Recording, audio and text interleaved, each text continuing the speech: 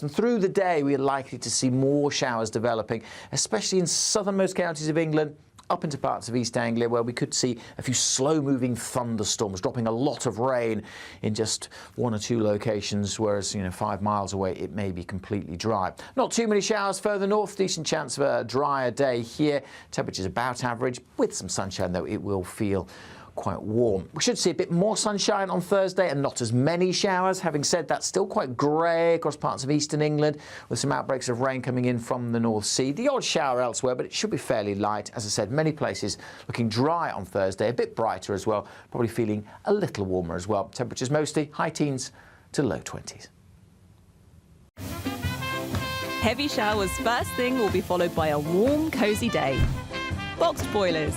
Sponsors of weather on GB News.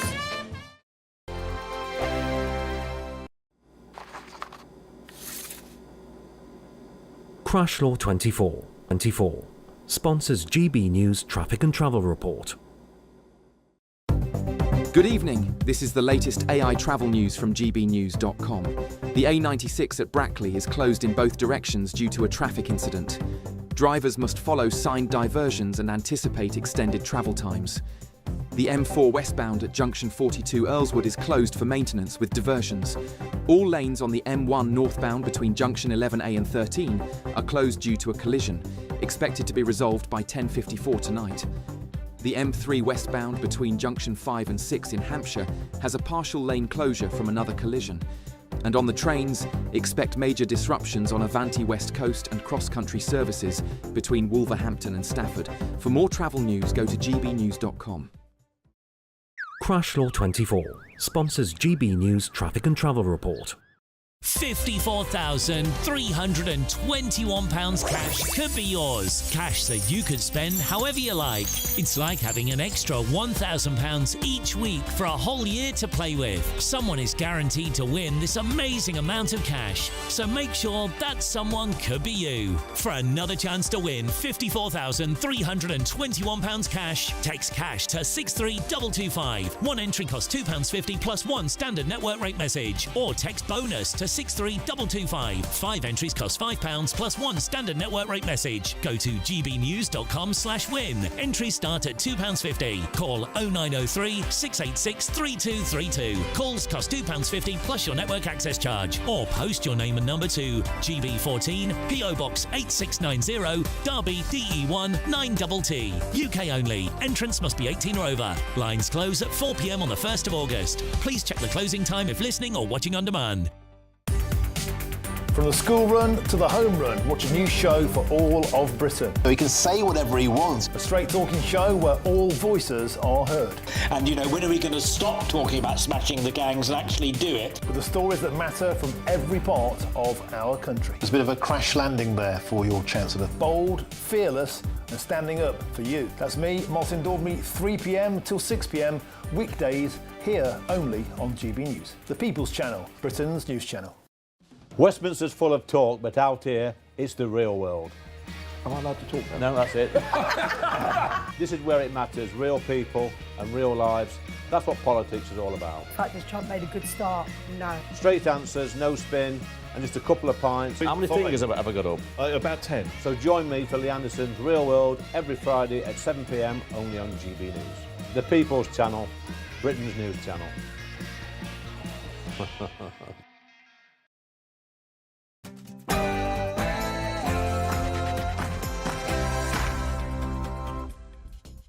Good evening. Successive governments keep telling us that crime rates are going down. Yet, polling out this weekend, Brits are saying that crime is out of control. Who's right? Who's wrong?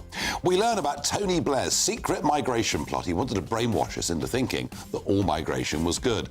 And, oh dear, oh dear, oh dear, Sizewell C is going to cost billions more than we originally thought, which means all of our energy bills will rise. How is it countries like South Korea can produce nuclear energy for 25% the cost that we can here? All of that and much more, but first, let's get the news with Katie Bowen.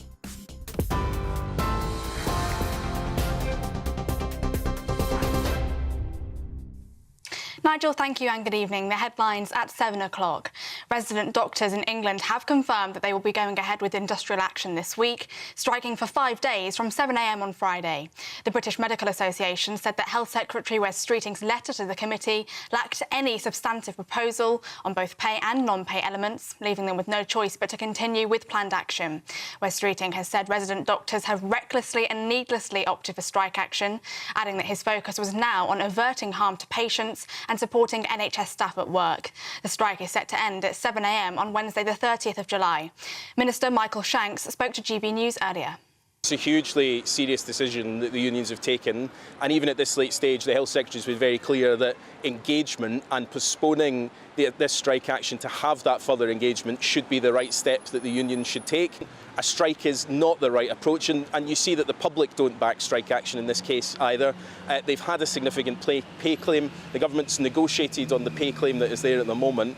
We think that is a fair offer, but we're willing, and the Health Secretary have said he's willing to talk, but only if the strike action is suspended. And of course, he will now be doing everything he can with colleagues across the NHS to hold together the important NHS services that people rely on, that we hope will not be put at risk by the strike. But of course, it puts intolerable pressure on a workforce already under pressure.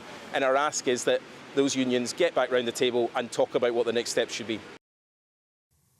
Elsewhere, a man who murdered his wife as she pushed their 7-month-old baby in a pram has been jailed for life with a minimum term of 28 years. Kulsuma Akhtar died after Habiba Masoom stalked her to a women's refuge in Bradford and attacked her in broad daylight. Passing sentence, Mr Justice Barry Cotter described it as a vicious and merciless attack. And Sir James Cleverly has returned to the Conservative Shadow Cabinet today as Shadow Housing Secretary. That's as leader Kemi Badenoch says she wants all of her heavy hitters on the front bench. Mr Cleverly will go up against Deputy Prime Minister Angela Rayner in his new role. He replaces Kevin Hollinrake, who moves to become Conservative Party chairman. In a statement, Mr Hollinrake said he was honoured to be appointed and that he'll work with the entire Conservative family. Other changes to the team include Nigel Huddleston moving to Shadow Culture Secretary and Stuart Andrew becomes Shadow Health Secretary after Edward Argarth resigned the post earlier today due to a health scare. Those are the latest GB News headlines. Now let's go back to Nigel. For the very latest GB News direct to your smartphone, sign up to news alerts by scanning the QR code or go to gbnews.com/alerts.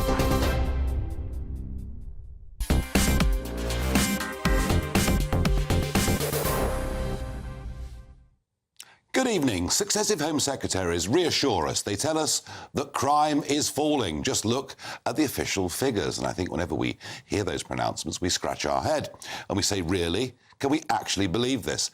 How can it be? Well, they rely upon the crime survey for England and Wales. That's the marker, that's the measure that's been used for many, many years. And yet it excludes so many things, such as shoplifting isn't included.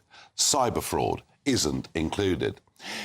And if you look at police recorded crime, you will see over the same period of time quite a rapid rise in a whole variety of crimes. Well, the public, and there was a big poll out in the Sun on Sunday this weekend, the public were asked, what types of crime do you think are out of control? 74% said knife crime, 70% said theft, 69% said drug-related crime, and so on and so forth. So who's right and who's wrong? Are the instincts of the British public right, or is the measure we use the one that we should rely upon? I'm pretty certain that this is a completely outdated and frankly irrelevant method. And I even think that with police recorded crime, that is a massive underestimate of the truth of it, because frankly, do we even bother to report crime anymore? Very often we don't, because we worry what it might do to our household insurance premium, as an example. I'd love to get some of your thoughts at home, please. Is crime out of control? Tweet #Farage on GB News or email farage@gbnews.com.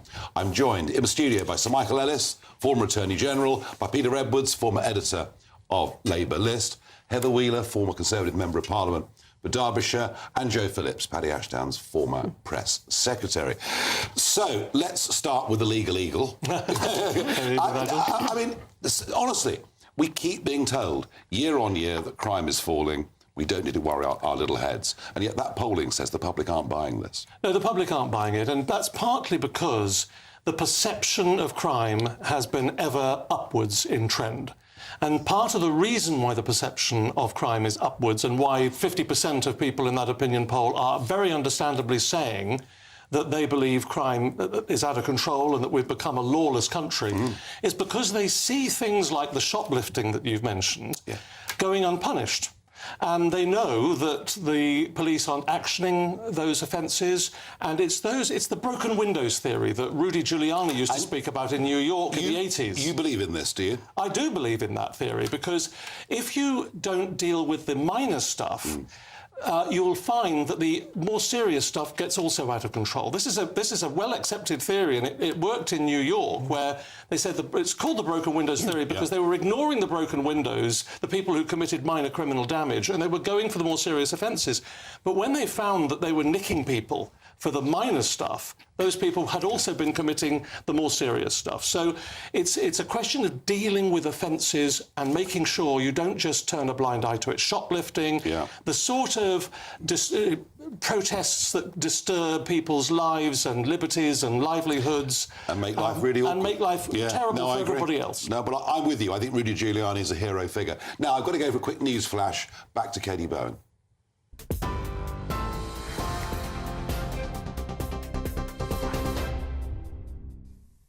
Nigel, thank you. Some breaking news to bring you this evening. Black Sabbath frontman of Ozzy Osbourne has died at the age of 76. A statement from his family said it is with more sadness than mere words can convey that we have to report that our beloved Ozzy Osbourne has passed away this morning.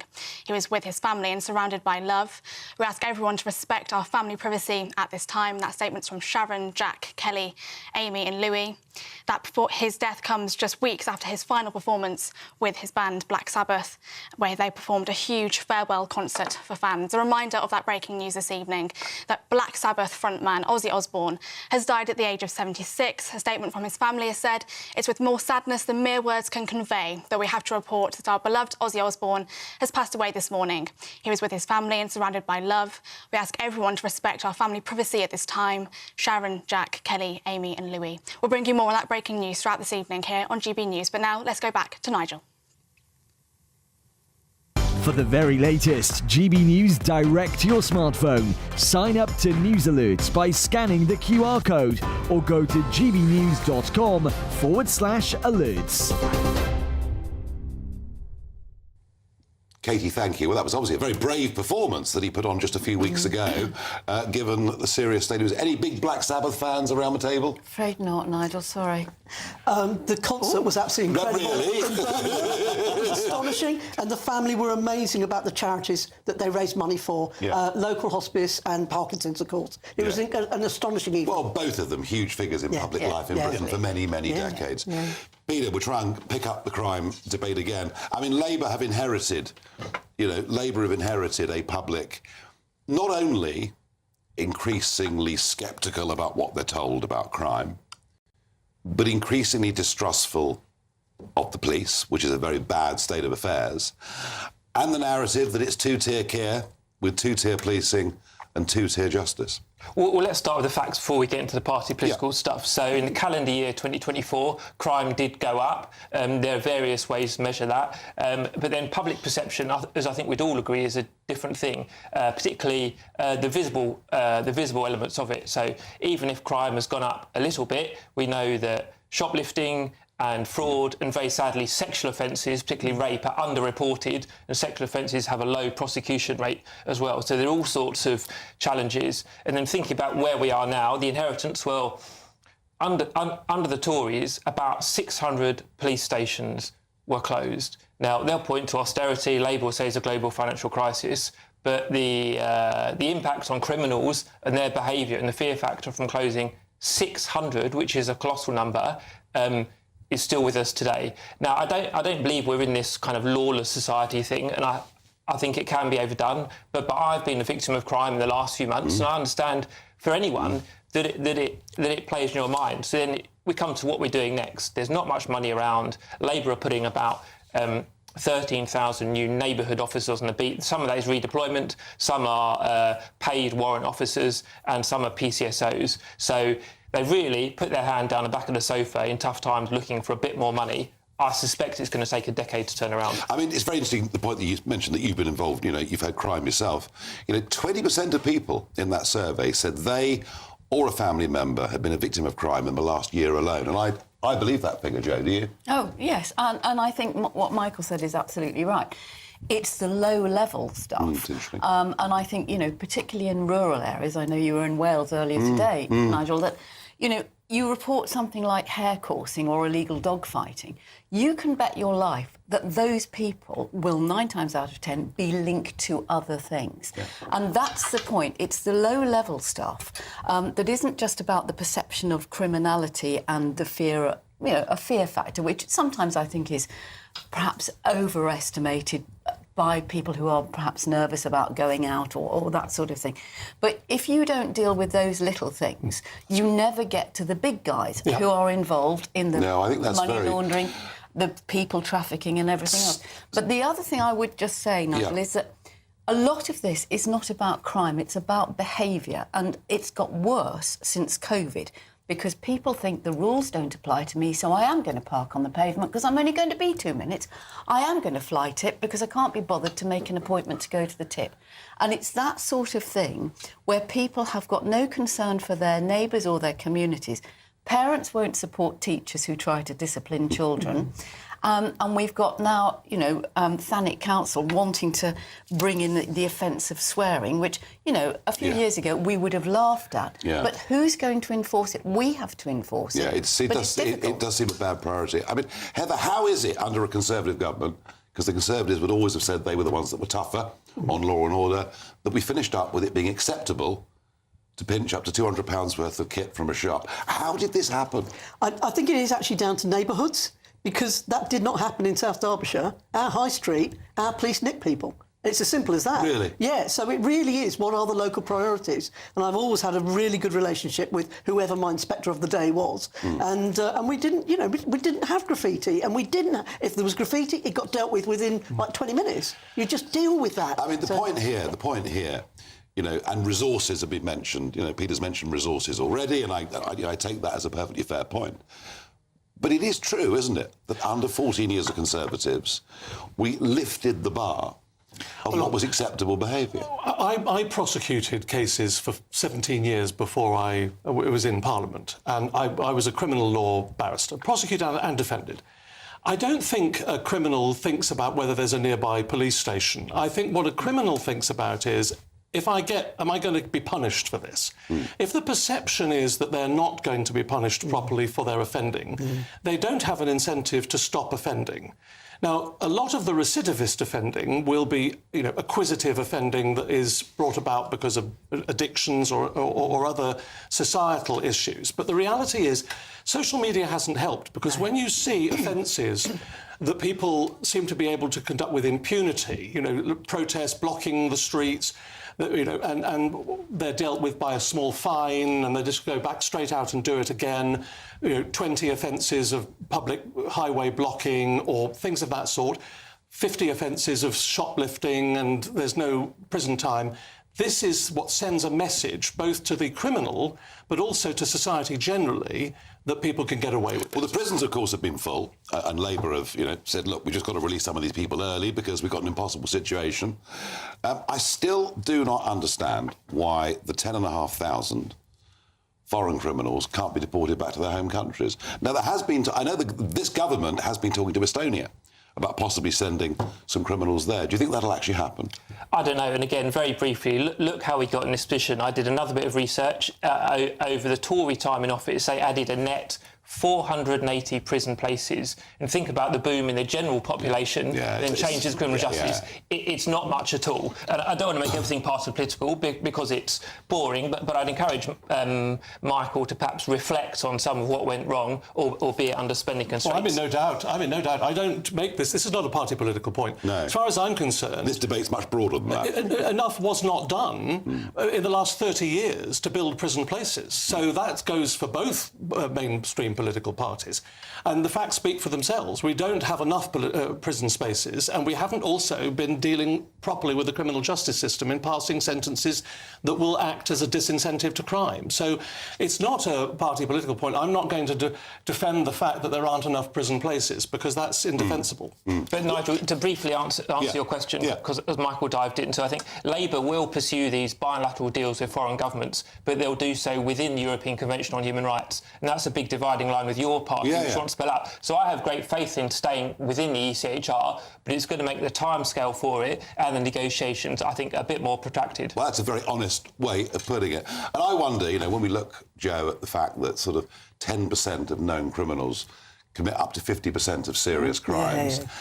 I mean, is 3 strikes and you're out a realistic way of looking at it? I mean, surely, obviously we want, when people first go to prison or Young Offenders Institute, we want that to be a place where they can learn, be better educated, maybe have an opportunity to learn a skill. You know, we want to attempt to rehabilitate, and we will succeed with some people, and not to do so would be absolute sort of sellout. But when you get these people who spend their lives going in and out of prison and causing endless misery to vast numbers of people, is the argument not, which is just put them away for a long, long time? Well, I mean, this is the conversation that we had a week ago with Charlie Taylor, wasn't it? His Majesty's Inspector of Prisons. And, you know, there is not much point in just locking people up for 23 hours a day in overcrowded prison cells and then expecting them to lead any sort of normal life when they come out, because they probably weren't leading a normal life before they went in. So you've got the problem of overcrowding, but you've also got this huge backlog which is delaying court cases, you know, and you've got a shortage of magistrates, you've got courts still not functioning at their full capacity. The backlogs are horrendous. It's ridiculous. And so, you know, why would you bother to report a crime, even a serious crime like rape or sexual assault, if it's going to take 7 years to get to court? But it's very important that the police manage to re-establish the trust of the country. This polling is quite depressing. Any thoughts, Heather, on that? Well, I've got 2 thoughts to finish. When Labour first came in a year ago, all they did was talk the economy down. And surprise, surprise, the economy's flatlining. So I'm worried about over-egging the point about how we ought to be dealing with crime, how people are feeling about it, because it's almost a self-fulfilling philosophy, and I don't like that. You know, I don't like talking our country down, and I don't think we need to. I really, really don't. Well, that may be true, but this polling shows that people increasingly believe that we're living in a lawless country and that crime's out of control, and that's not a good thing. Thank you, everybody, for joining in that debate. I just want to say this, that during the 80s and 90s, I worked for American companies. I was a regular transatlantic commuter. I was in New York once a month for many, many years. And the change that I saw with Rudy Giuliani as mayor, bringing in, as Michael described, the broken windows theory, the NYPD, getting very, very tough. And frankly, New York went from being one of the most frightening places to be of an evening to being one of the safest places in the whole of America. And I do think this works. I'm amazed we haven't learnt more from it.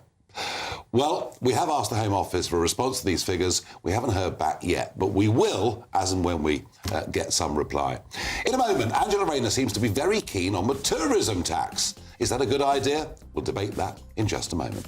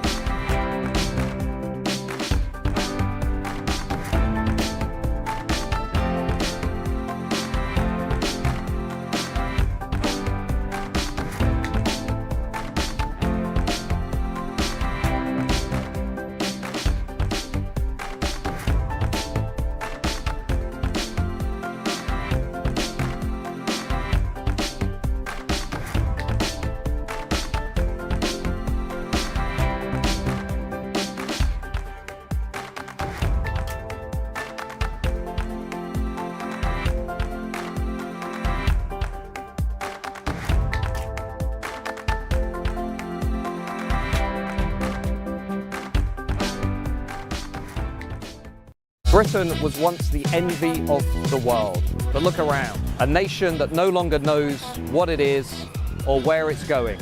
A country that's broken.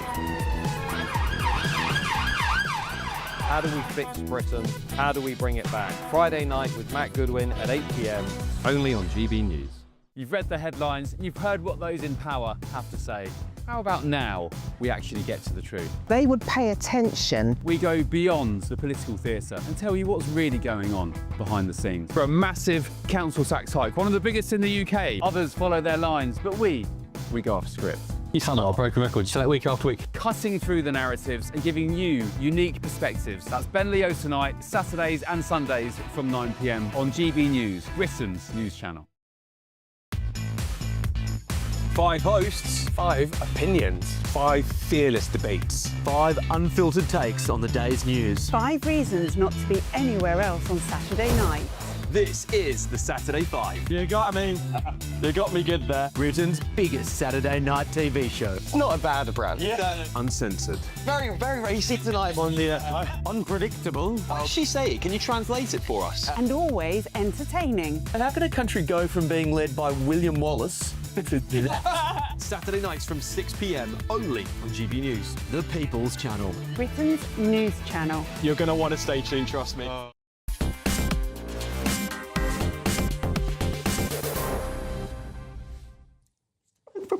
Well, taxes. Angela Rayner wants taxes to go up. Well, no, let's be accurate. Angela Rayner wants local authorities, cities, to be able to charge a tourism tax. And in certain parts of the country, if a certain area has been declared an enterprise zone or whatever it is, basically you book a hotel and another couple of quid is put on the hotel. But it is a growing debate. It is sort of fiscal independence through a government that wants to see more and more devolution. It just seems to me the problem with more and more devolution is, frankly, more and more taxes. I don't know, Joe. I haven't got hugely strong feelings on this, other than I just feel, whether it's through direct taxes or indirect taxes, we're just paying more and more for everything. Yeah, I mean, I don't have a problem with it. And, you know, I was in Budapest not very long ago. It's a couple of euros on the hotel bill. It's not very much. I believe Edinburgh does it, actually, already. And I do think, you know, that cities and certainly smaller cities as well that have got a lot of tourists, there is an extra cost to residents of extra litter collections and the use of water and but they all spend a lot of money there. Yeah, they do, but that's not necessarily going into the local government coffers who are paying for the road sweepers and the cleaners and the bin men and all the rest of it. I'm not talking about Birmingham, obviously. But I don't feel particularly strongly about it, and I think if it's left to local authorities, they can work out you know, whether or not that it's worth doing. I mean, the only thing I would say, Nigel, is that in so many areas where you've seen the demise of the smaller hotels to be replaced by Airbnb, the local authority and therefore the local community isn't getting anything. The Airbnb owners are pocketing the lot. So it is a way of clawing back something, I think. Yeah, and I mean, the Airbnb thing, I mean, there's more and more regulation being put on people that let Airbnbs. Is that right? Or is yes, I mean, isn't it a free country? I absolutely loathe Airbnbs. I think they were... Do you? Yes, I think it was a brilliant idea. Have you never used an Airbnb booking? No. And I actually... Well, I have. Well, good for you. I mean, the idea is fantastic. I'm going away on holiday for a month, you can have my... But people who bought second homes, absolutely, for the purpose of renting them out as Airbnb... have priced local people out of the market, and you know that. You've seen... Oh, you look at Padstow and parts of North Norfolk and places like that, and that is absolutely true. District. But there's almost, I mean, now, there's very marginal tax advantage. I mean, it really, it's almost not worth doing. And a lot of those people got money during COVID for loss of business. Look, I mean, you know, it is a fair point. You know, I mean, a lot of... Well, you must see it up in the Peak District. Yeah. No, it's quite interesting, but my starting point is low taxes. So the idea that you give a council an opportunity to tax more, they are going to take it, aren't they? You know, they don't. They don't know any other way. So doubling council tax on holiday homes, things like that. I mean, it then encourages people to do Airbnb to pay for the council tax. I mean, up our way, 2,500, 3,000 for council tax is normal. So that would be 6,000 a year you're paying for a second home. And you are. I mean, the Peak District is one of the most visited parts of the whole country. Absolutely. Well, even lovely South Derbyshire, because we're 20 minutes from East Midlands Airport and we're 40 minutes from Birmingham Airport. So we have loads of 2 and 3 night stays. Loads. And the idea that you're then going to put £2 a night on every time, it's ridiculous. But this is back to the devolution debate, isn't it? You create Scottish Parliament, Welsh Parliament. Put taxes up. You have mayors of English counties.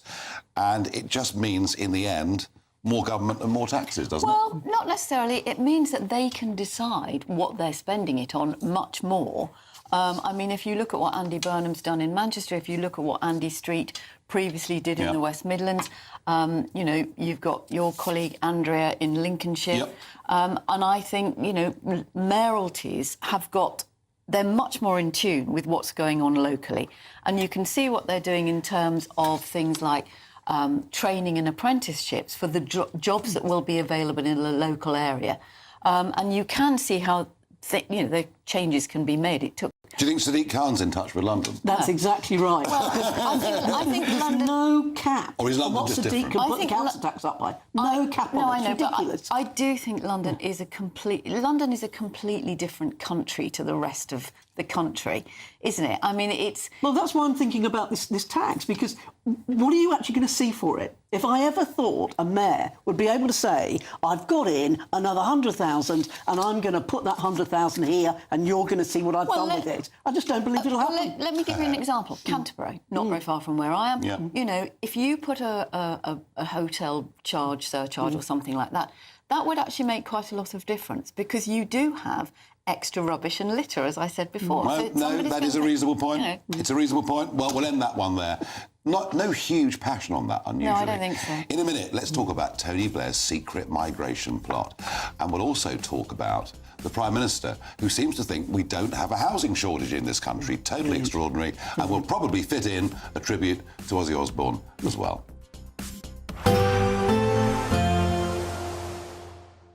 Can't wait to get in that sea. Lovely and warm. Just like the feeling of having great travel insurance. All Clear Travel Insurance sponsors GB News Travel Destinations Forecast. It's going to stay sunny across much of southern Europe this week, increasingly hot in Greece, but rather windy at times for Portugal and the Canaries. It's often windy for the Canary Islands at this time of year, but it's even more so over the next few days. Likewise for Portugal. Plenty of sunshine, however, through Iberia, a lot of showers through the Pyrenees and southern France. Italy, largely fine across much of the country, but we've got the heat building in Greece, temperatures inland up to 43 Celsius. All Clear Travel Insurance sponsors GB News Travel Destinations Forecast. Evening. Welcome along to your latest weather update from the Met Office here on GB News. A messy picture again tomorrow. A lot of cloud, some sunny spells and a few heavy showers, which may turn into thunderstorms across parts of the south. The pressure pattern is a messy mixture, flabby area of low pressure just sitting to the north of Scotland. That's helped to generate some lively downpours today. They're tending to fade away now, but more showers coming into Wales and southwest England through the night, also likely to affect the South Midlands. Might get woken up by a rumble of thunder here and there, but many places will become dry. There'll be some breaks in the cloud, temperatures holding up in the teens. On to Wednesday's detail, and as I said, it is still pretty messy, likely to start with outbreaks of rain over South Wales, parts of southern England, the South Midlands, also northwestern parts of Scotland, but probably through the central belt, southern Scotland, decent chance of a dry start, maybe even some sunshine here and there.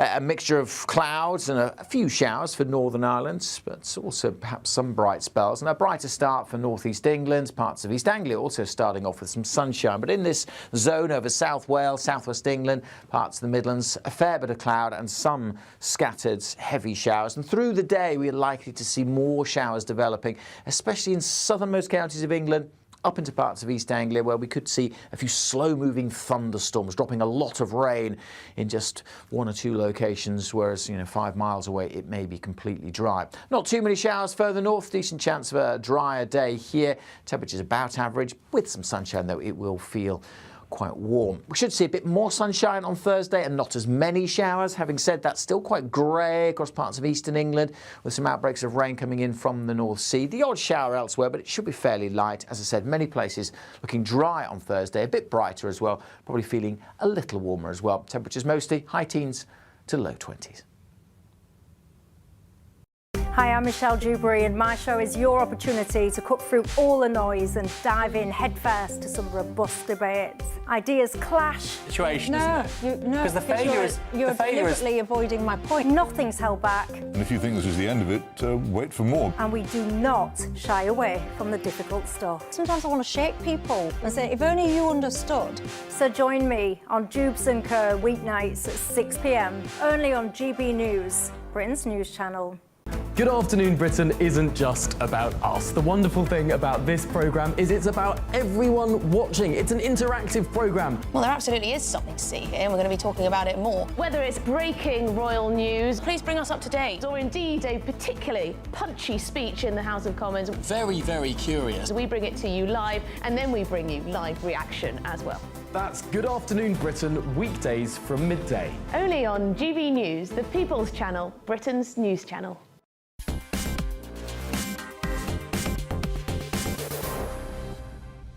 Coming back on. Oh, yeah. Now, this evening at 9 o'clock, it's Patrick Christys tonight, and he has been out doing some quite astonishing journalism. Patrick. Nigel, yes, so thank you very much. So we made it back in one piece. Look, I've got some unseen footage from northern France to show you. If you watched last night, you'll have seen that we met up with a few human traffickers, etc. Well, today, French police have raided one of the camps that we went to, and also the government has decided to announce a policy when it comes to trying to smash the gangs. I'm going to look at whether or not it will work, and also drill down a bit into the role of the charity sector when it comes to the migrant crisis. So, back to you, Nigel.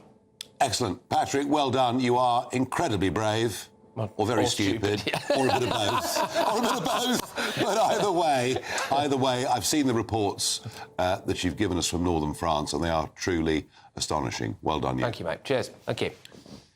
Now, as we heard a few minutes ago, heavy metal star Ozzy Osbourne has died just a few weeks after reuniting with Black Sabbath and performing a farewell concert for fans. And I'm joined now by Alex Dyke, radio DJ, broadcaster, formerly of the BBC, who's going to pay a bit of a tribute, I think, to Ozzy Osbourne. Alex, welcome.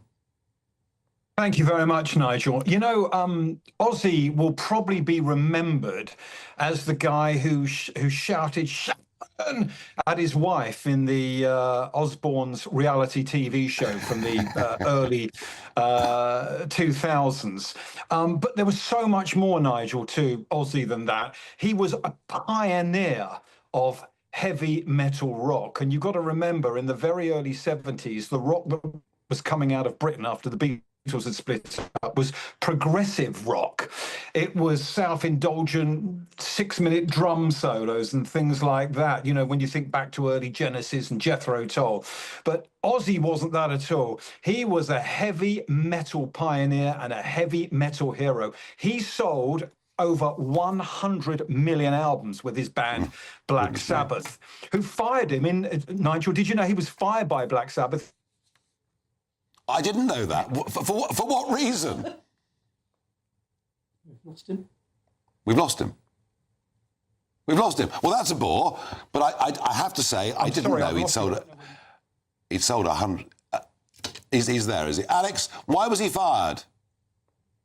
He was fired, Nigel, because of his drug and drink problems. He was addicted. And when we do look back at him 20 years ago in the early noughties in the Osbournes, you could see then he was frail. His body was shot because he had abused his body so badly through drink and drugs. But Sharon Osbourne, of course, his wife, was his second wife. She was his manager, and he married her in the early 80s. And he came back as a solo star with a brilliant first album called Blizzard of Oz. And yeah, he went from strength to strength. And if you watch him at that final concert all those years ago, just a few weeks ago, even the wheelchair he was in was like a Gothic throne, because Ozzy was all about showbiz. Yeah, well, he certainly was. Alex, thank you very much indeed for coming on, paying that tribute. And I have to say, 100 million albums, it's pretty blooming impressive. Thank you very much indeed. Well, that story will undoubtedly be all over the front pages tomorrow. Now, a little story coming out today that Tony Blair considered a secret plot to change our views on migration. Now, this, of course, goes back to, remember that since the war, starting with Windrush, migration was coming to Britain from other parts of the world.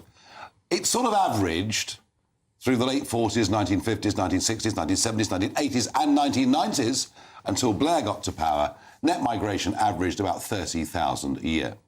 But it was a willful, deliberate Labour policy that they would open up the doors to huge numbers of people.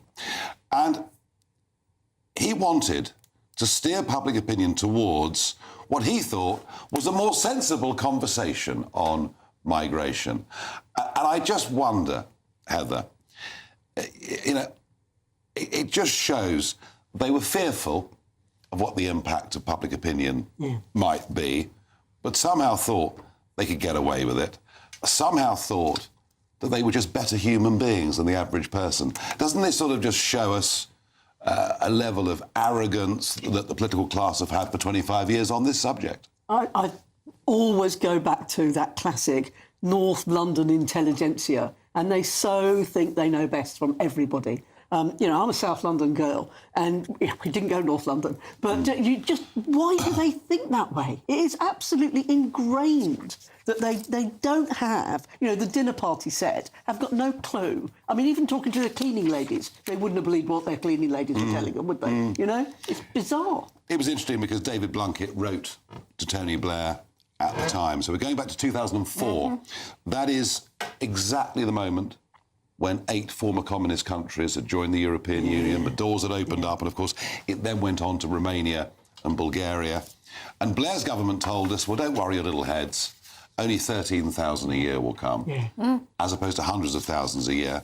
And I just think the whole thing just reeks of arrogance and frankly, looking down on ordinary people. But this is in the context of this, as you say, Nigel, 2004, this has been released from the National Archives. Yeah. We have to wait a few months for the final report, I think, that relates to this correspondence, which was between David Blunkett, who was then Home Secretary, of course, and Tony Blair. And it was all very, very secret, very confidential. And the whole idea was to try and change the messaging, which, you of all people know is part of the magic or the mystery of politics, about immigration. And the language that they use, the then Labour government, in relation to what people's perception of the threat or the fears of immigration, you could write it today. I mean, it's exactly the same. Yeah. But I would just say that, the Eastern European influx, if you like, which people were horrified at the prospect of, actually brought us fantastically skilled workers, and they went home after Brexit. We had an awful lot of highly skilled. They came here to work. I mean, the truth is, they came to work. They came to work, and that's a fundamental difference. And that's a huge difference compared to the last 5 or 10 years, when the majority of the come don't work. And they came to work, and they were plumbers, electricians, and many of them have played a huge part in building, large structures around the country, including Vauxhall Nine Elms in London. But there were health workers and people who came with a reason. They worked. They earned money, they went home. But that arrogant attitude persists till today. Here was Keir Starmer. This will be his last parliamentary performance before the recess, which had just started. And here was, just listen, it's the what the Farage moment, just listen to what the Prime Minister had to say about housing for asylum seekers. What other accommodation, precisely, are you planning to take over to provide temporary accommodation for families? Oh, there's lots of housing in many local authorities that can be used, and we're identifying where it can be used. But I mean, look. Can you give us? Have you got any examples you can give us? No, but I'll write in and give you details. Because I have to say, certainly in a number of our local authorities, I'm already picking up from around the table, there isn't a lot of spare housing available. If there were, councils would be able to be dealing with it by now.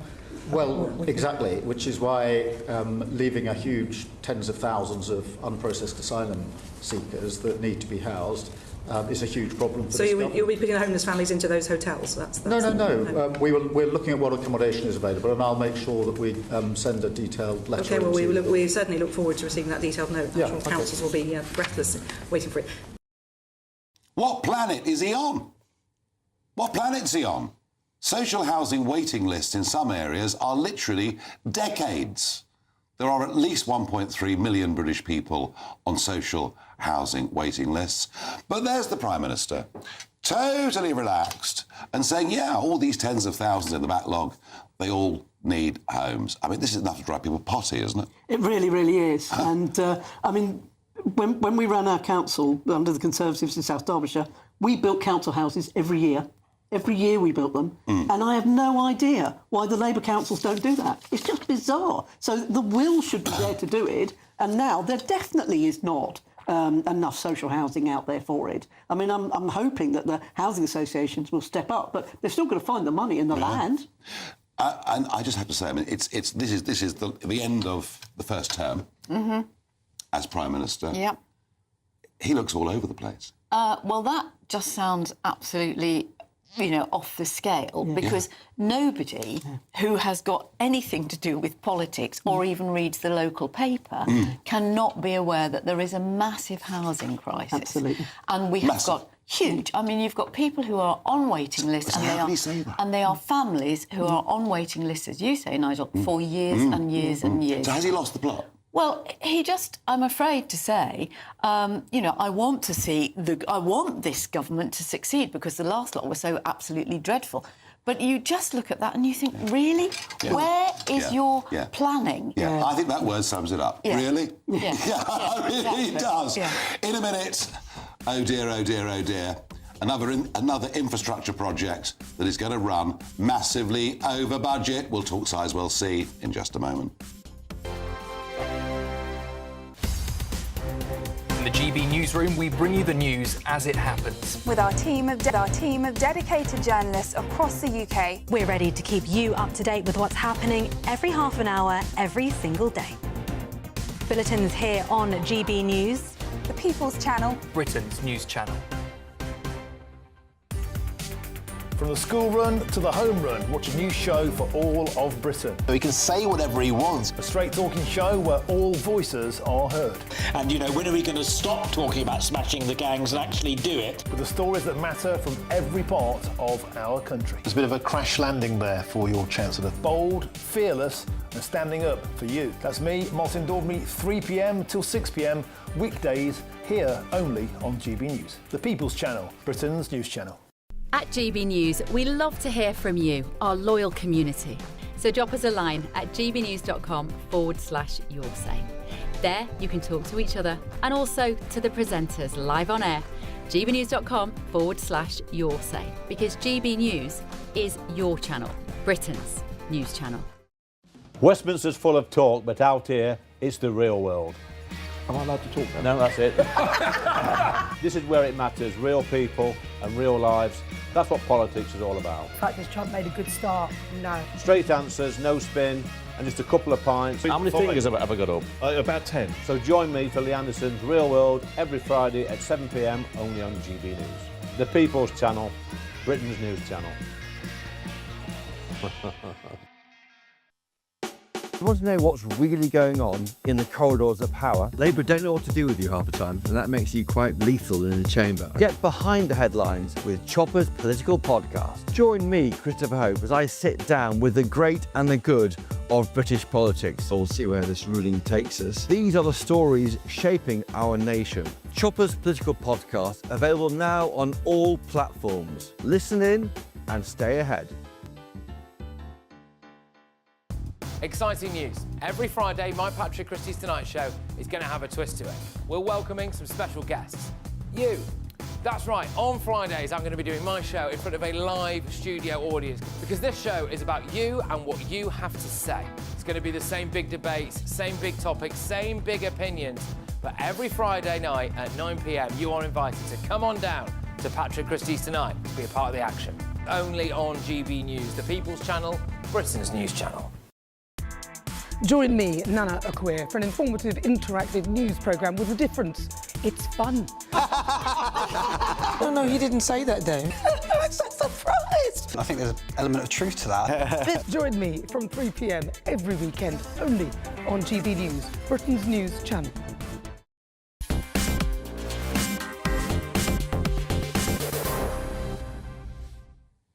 Regular viewers to this show will know that I'm very pro-nuclear power. I'm pro-nuclear power because I don't trust intermittent energy. I don't think importing electricity when the wind doesn't blow from Europe or from Norway is a very good idea. And I also think for the modern technologies that we're going to need in this century, we're going to have to not just be self-sufficient, but generate an awful lot more power than we currently do. And for all those reasons, I've been pro-nuclear. But we don't seem to be very good at it. Certainly in terms of cost. Have a look at this graph. It is truly, truly astonishing. There is the cost of building nuclear power by country. And if you look at the cost of it per unit, you see that South Korea, without, as I understand it, any worries over nuclear safety, is able to do nuclear energy for a quarter of the cost of what it costs in this country. I'm very pleased to be joined by Catherine Porter, energy expert and somebody whose star is rising in this whole debate, in this vital debate in this country. Big picture first, before we get to Sizewell. Why are we so bad at this? Well, we've allowed our regulators to just get out of control. We haven't focused on nuclear for a long time, and the regulators have been allowed to drift into risk elimination rather than risk management. And it's not helped by the fact that the Office for Nuclear Regulation actually sits under the Department for Work and Pensions rather than the Energy Ministry. Does it? It does, yeah. How? Well, I think there was some legacy stuff around HSE, but also it was a separation of duties idea, which has some merits, but actually the lack of interest from pensions ministers in really having any oversight of nuclear has meant they've been able to do what they want. And they've really been trying to eliminate risk. And you see that in the way they approach the ageing of the legacy advanced gas-cooled reactors. They set ridiculously conservative measures that are almost impossible for EDF to meet, and that's pushing some of these assets into premature closure at a time when we really just can't afford for them to close. When it came to the new reactors being built, EDF came along with a design that had been certified in France and Finland, and the UK regulators required 7,000 design changes. And that added a huge amount of cost and delay. One of those changes, probably the single most significant change, was a requirement to put in a redundant analogue control system. Now, neither the French nor the Finnish regulators required this. Given the computer-based controls have all the sensible precautions, they're hardened against cybercrime, they have separate backup power, it's really difficult to see what sort of an event you'd be protecting against with that. But nevertheless, EDF was forced to redesign the control room, find space for all the extra cabling. It sounds trivial, but actually it was a huge task for them. But it's extraordinary that, you know, the original estimate for this whole project was about circa £20 billion 5 years ago. It now looks like it's going to double. Yeah, so this particular technology, the European pressurised water reactor, has had troubles from the start. It's a complex technology. It really isn't the best choice. So why are we going for it? Well, because back in 2015-ish, when the government was looking at the different options, it was really the only option that was presented. Now, Hitachi came along not long afterwards with advanced boiling water reactors that were proposed for Wilva in Anglesey. That was a much better technology. They'd been built in Japan in 5.5 years, on time and on budget. But the government was really unwilling to pay the costs that Hitachi wanted. Hitachi walked away. And so that really just left EDF and the EPR as the only game in town. But now we see the South Koreans. They've built 8 of their, it's called APR 1400. They've got 4 in South Korea, 4 in UAE. They were built on average in 8.5 years at a cost of $5 to $6 billion US. Staying on the energy, but moving off slightly, I know there's a massive wind farm auction going to take place in about 4 weeks' time. The stories, and you know this better than I do, but the stories I've been told are that those that bid for these wind farm projects will be given guaranteed prices for the next 20 years, and that the strike price is likely to be as much as 50% more than the current market price. Yes, that's what I'm hearing as well. I mean, I've been hearing people talking £135. So the average, as opposed to a market with so 70... the average price of electricity in 2024 was £73 a megawatt hour. Now, last year's auction, onshore wind and solar priced just below that 73 level, but offshore wind priced at 83 in today's money. And Ørsted actually cancelled the flagship project from that round, saying there's a 13% premium over the wholesale power price, which everyone is saying is really expensive because of gas, wasn't enough. And here we are. Here we are with the most expensive industrial energy prices in the free world. From what we're talking about here tonight, with a doubling of the initial estimate of what Sizewell C is going to cost, with this wind auction, and by the way, do come back on the show when this wind auction happens, please. We're looking at guaranteeing, locking in those high energy prices for many, many years to come. Yeah, so they're not apples and oranges, what we've got here. If you look at the way nuclear is costed, it's the only technology that has to fully fund its decommissioning costs up front, which nothing else does. And it has much lower network costs. The cost of connecting them to the grid is lower because they have high energy density. It's one site, it's relatively small, you just need fewer wires. And also they don't impose the same balancing costs that you have with the intermittency in wind and solar. So it's not a fair comparison just to look at the headline numbers. But we absolutely need new nuclear. And although this particular technology isn't the best choice, overall nuclear will still be cheaper than more offshore wind. If we went for nuclear, we went for a design that we thought was going to work, what do you reckon, 5 years, 8 years?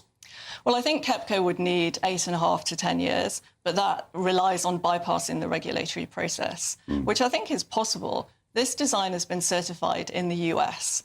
The Americans have a much wider set of criteria to consider. They have hurricanes, tornadoes, earthquakes, all of these things that we don't have here.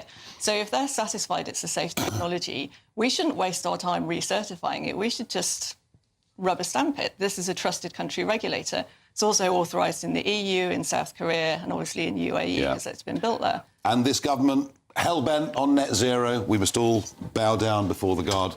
But nuclear is net zero. Isn't that the irony? Yeah. Isn't that the irony? That it is actually, you would have thought that nuclear energy would please everybody if only we get it right. Catherine, thank you very much indeed. But do come back. These wind auctions are going to be really interesting. I can't work it out, Jacob. I mean, how on earth you could guarantee a private company a price for 20 years that is way above the recent average? It's extraordinary. It's completely crazy. It's deeply irresponsible. We ought to be looking at more cost effectiveness. And I understand that you are saying, Reform is saying, that if it were to win an election, you would not honour these contracts. Now, this is very important because that's not retrospective legislation, because you've given we're putting the wind companies on notice. On notice. I think that's a fascinating approach to policy. We're putting them on notice. I talked about the industrial price of energy. What about folks sitting at home? Well, what about just opening up a few gas-fired plants? Because I don't think they're £73 per megawatt hour, are they? They're much cheaper than that. If you have them running full-time, 24 hours a day, use them efficiently, you're getting down, Catherine, what sort of prices is an efficiently run gas electricity station? Well, at the moment, the £73 is based on gas, but that includes the carbon costs as well. That's right. But take out all the carbon. So the actual cost would be much cheaper. No, it would be below 60. In 10 seconds, Jacob, what's coming up on State of the Nation? Immigration, and this thing where Blunkett was saying to Blair, don't tell anybody, because it'll frighten them. I know. And the other thing is that I think is really worrying is that in spite of all the stuff on small boats, the real problem's overstairs on visas, which I think we will find is much bigger. It is. The boats actually are a small percentage of the overall problem, and that's the truth of it. I'm away. Let's see what the weather's going to be with Alex Deacon.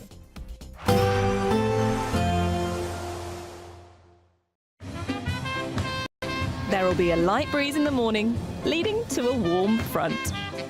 Boxed heat pumps, sponsors of weather on GB News.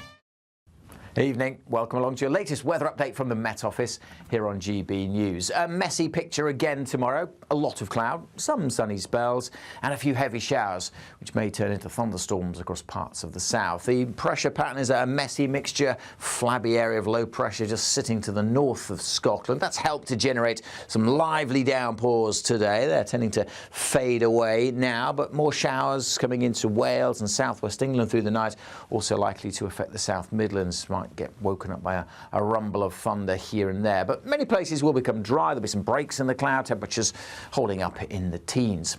On to Wednesday's detail, and as I said, it is still pretty messy, likely to start with outbreaks of rain over South Wales, parts of southern England, the South Midlands, also northwestern parts of Scotland, but probably through the central belt, southern Scotland, decent chance of a dry start, maybe even some sunshine here and there. A mixture of clouds and a few showers for Northern Ireland, but also perhaps some bright spells. And a brighter start for northeast England, parts of East Anglia also starting off with some sunshine. But in this zone over South Wales, southwest England, parts of the Midlands, a fair bit of cloud and some scattered heavy showers. And through the day, we are likely to see more showers developing, especially in southernmost counties of England, up into parts of East Anglia, where we could see a few slow-moving thunderstorms, dropping a lot of rain in just one or two locations, whereas, 5 miles away, it may be completely dry. Not too many showers further north, decent chance of a drier day here. Temperatures about average, with some sunshine, though it will feel quite warm. We should see a bit more sunshine on Thursday and not as many showers. Having said that, still quite grey across parts of eastern England with some outbreaks of rain coming in from the North Sea. The odd shower elsewhere, but it should be fairly light. As I said, many places looking dry on Thursday, a bit brighter as well, probably feeling a little warmer as well. Temperatures mostly high teens to low 20s. There will be a light breeze in the morning, leading to a warm front. Boxed heat pumps, sponsors of weather on GB News.